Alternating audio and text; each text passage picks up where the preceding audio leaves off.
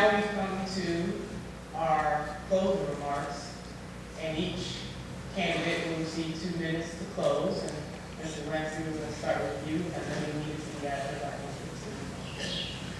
I'll make it quick. As I said before, I'm working for $1. Those of you that know why I am, I'll explain to you, to those of you that don't know. I died 3 years ago. I had massive cardiac arrest. I don't need the job. My life has been very good. They brought me back. That was a great thing. I'm pleased. Twice in the same day. And what I have done is mergers, acquisitions, and turnarounds my entire life. As a result of that, I would never ever have thought about doing this job. I had no desire to do this job. However, after issue 6 passed, some friends said, you should do this. And I flatly refused. I am not getting involved in politics. As a result of that, I woke up one morning and I realized this is probably what I'm supposed to do. And if I believe that, then I have to do it pure of heart. $1 a year, maximum contribution, $250 per person, and therefore I will work for all the people as an independent for the greater good of all the people. So that's how I entered the race. That's the reason I entered the race. Since I've been in, like I said, I've been to over 60 agencies, and I've worked out plans with those agencies so I can hit the ground running on day one. And additionally, I've been to over 800 meetings and events since I've announced. I have gained a tremendous amount of knowledge about this county and its workings and its people. And if it were a business, which I have bought many over the years, troubled companies and turned them around. If it were a business and I could buy it, I would, because I know I can fix it. Thank you, Mr. Ramsey. Thank you.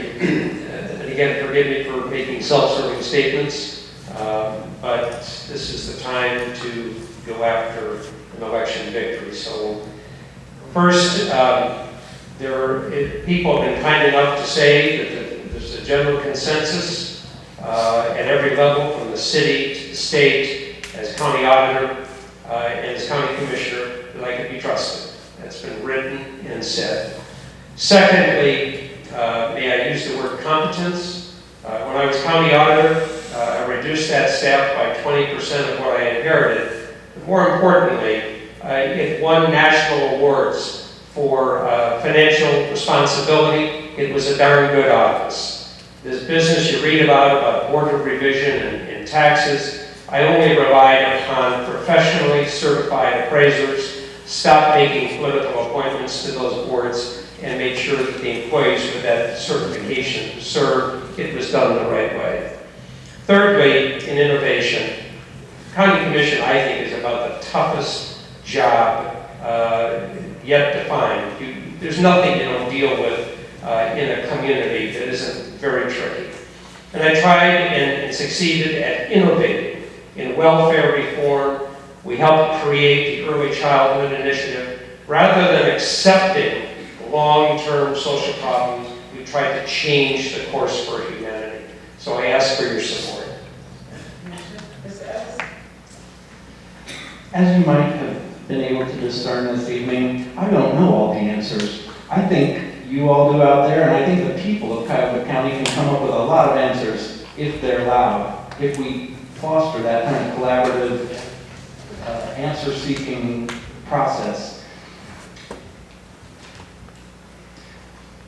We have a rare opportunity here to make transformational change in Cuyahoga County. It's not going to happen again in our lifetimes. We need to elect a person who can help us make that transformative change, and who's willing to break with the tradition of the past in this county. It's going to be hard. The machine and the bureaucracy is going to be tough. And we need somebody who can think their way through it and help the people of Cuyahoga County make this change that they voted for. And it's not over just because the charter's been rewritten. There's a lot of work that we have to do. And I'd like your all's help to figure out the answers and to make a new Cuyahoga County for the 22nd century, a green city on a blue lake.